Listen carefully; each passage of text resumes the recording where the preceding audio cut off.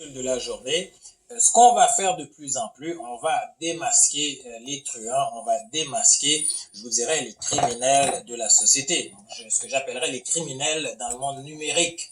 Donc, ce soir, de quoi je veux vous parler? Je veux vous parler de ce reportage que JE a fait. Donc, JE, c'est qui? Donc, c'est cette émission, je vous dirais, presque emblématique au Québec. Donc, c'est là où donc, plusieurs journalistes prennent le temps, donc en tout cas prenaient le temps d'élucider certains mystères. Donc, au nom du peuple, là, faisaient des enquêtes pour nous dire la vérité et rien que la vérité. Et je dis faisait parce qu'aujourd'hui, ce n'est plus le cas. Donc, de quoi on parle ce soir? JE qui s'est donné comme mandat de nous faire voir ce qui se passait dans les soins intensifs des hôpitaux au Québec. Donc, ils sont allés à l'hôpital Sacré-Cœur et nous ont donné là donc un aperçu de qu'est-ce qui se passe dans les soins intensifs. Jusque-là, il n'y a pas de problème. Donc, vous savez, on parle souvent d'hospitalisation, on parle souvent de cas coronavirus, de décès et tout. Donc, c'est tout à fait normal. Mais là, une fois qu'on arrive aux soins intensifs, JE essaye de nous faire croire, donc essaye encore d'appuyer la population et de faire croire que les gens qui sont aux soins intensifs sont là à cause du coronavirus. C'est-à-dire que lorsque les gens sont reçus donc sur des civières gravement malades, donc presque à l'article de la mort, c'est à cause du coronavirus.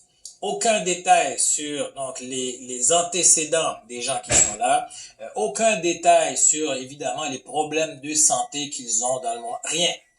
Mais bon, on doit juste croire ce que JE nous dit, et que les gens qui sont aux soins intensifs, c'est à cause du coronavirus. Alors que on sait très bien que dans les soins intensifs, donc ce sont des gens qui ont des pathologies, des conditions préexistantes graves. Et d'ailleurs, certains d'entre eux ont besoin de respirateurs artificiels et souvent on les emmène dans les soins intensifs sans que cela n'ait aucun lien avec nécessairement le coronavirus. Donc, c'est important de démasquer ce genre de reportage parce que nous sommes rendus à un autre niveau de propagande. Donc, c'est-à-dire que vous saviez que l'année passée, donc en 2019, donc les grands médias ont commencé à faire peur à la population avec des cas COVID, avec des décès COVID. Et lorsqu'ils n'avaient pas assez de décès, donc le nombre n'était pas assez élevé pour nous parler de décès, on nous parlait de cas. On nous a cassé les oreilles avec des cas pendant tout l'été. Et encore aujourd'hui, là, on nous casse les oreilles avec des cas parce qu'ils n'arrivent pas à produire assez de morts pour faire peur à la population. Mais maintenant, pour passer un deuxième niveau de propagande, qu'est-ce qu'on vous propose? Rien de moins, on vous propose d'entrer dans les salles de soins intensifs et on vous fait croire là que donc nous sommes devant des gens qui sont là aux soins intensifs à cause du coronavirus. Je tiens à rappeler quelque chose de très simple aux gens, aux petits journalistes de JE.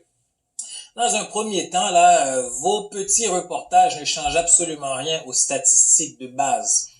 La statistique de base est très très claire. Là, au-delà de 98% des gens dans la population survivent au coronavirus. Donc, de un. De deux, près de 97% donc des gens qui sont décédés du coronavirus ont des comorbidités. Ce que ça veut dire, c'est que la plupart des gens qui décèdent du coronavirus sont malades graves. Et donc, les gens qui sont aux soins intensifs que vous présentez ont des comorbidités. D'ailleurs, vous en parlez jamais parce que vous savez que si vous en parlez, il va devenir évident que ces gens sont aux soins intensifs, non pas parce qu'ils ont contracté le coronavirus, mais pour bien et bien d'autres raisons. Donc, voilà, c'est ce qu'on fait ce soir. Donc, on démasque les criminels dans le monde numérique.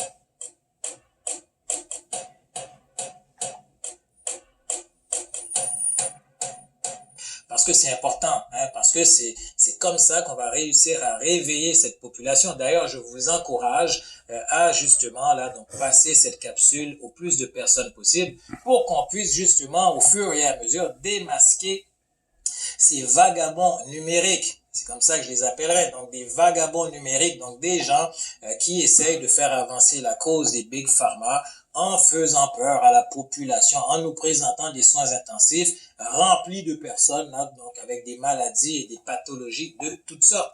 D'ailleurs, si JE n'est pas content avec ce genre de commentaires, donc je vous donne le défi d'étaler donc les conditions préexistantes des gens que vous avez visités. Hein? D'ailleurs, vous n'êtes pas game de le faire parce que vous le savez très bien, vous allez vous faire prendre. Hein? Donc, je ne vais pas vous retenir plus longtemps. Je vais vous remercier donc pour le support et je remercie ceux qui se joignent à moi sur Patreon. Donc, comme d'habitude, je vais vous souhaiter de passer une bonne fin de soirée. Hasta la vista. Si vous n'êtes pas encore